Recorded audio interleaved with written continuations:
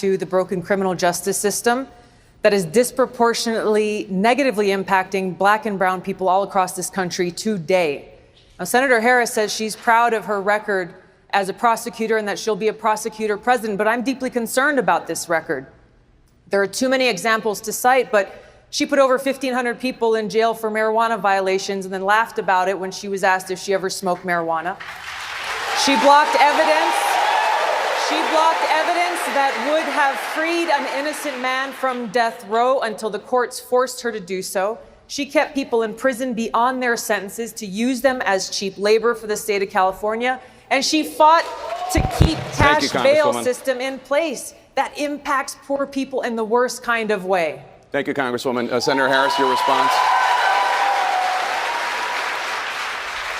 As the elected Attorney General of California, I did the work of significantly reforming the criminal justice system of a state of 40 million people, which became a national model for the work that needs to be done. And I am proud of that work.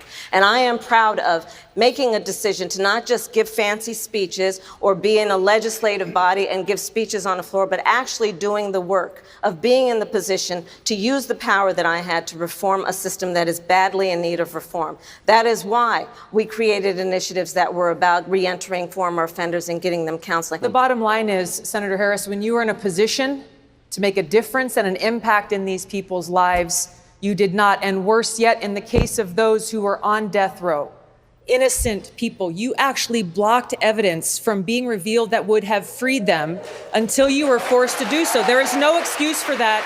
And the people who suffered under your reign as prosecutor, you owe them an apology.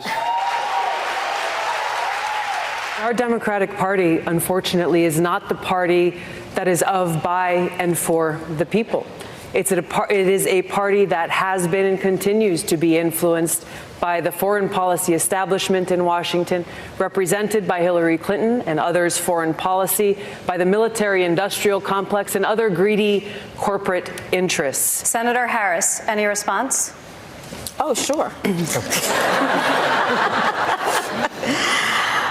I think that it's unfortunate that we have someone on the stage who is attempting to be the Democratic nominee for President of the United States, who during the Obama administration spent 4 years full-time on Fox News criticizing President Obama. That's who ridiculous, has spent full-time, That's who has spent ridiculous. full-time criticizing people on this stage as affiliated with the Democratic Party. When Donald Trump was elected, not even sworn in, buddied up to Steve Bannon to get a meeting with Donald Trump in the Trump Tower, fails to call a war criminal by what he is as a war criminal, and then spends full time during the course of this campaign, again, criticizing the Democratic Party. What we need on the stage in November is someone who has the ability to win. And by that, we need someone on that stage who has the ability to go toe-to-toe with Donald Trump, and someone who has the ability to rebuild the Obama coalition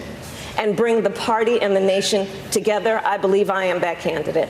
Thank you, Senator. Yes. Congresswoman Gabbard, I'll give you a chance to respond. What Senator Harris is doing is unfortunately continuing to traffic in lies and smears and innuendos because she cannot challenge the substance of the argument that I'm making, the leadership and the change that I'm seeking to bring in our foreign policy, which only makes me guess that she will, as president, continue the status quo, continue the Bush-Clinton-Trump foreign policy of regime change wars, which is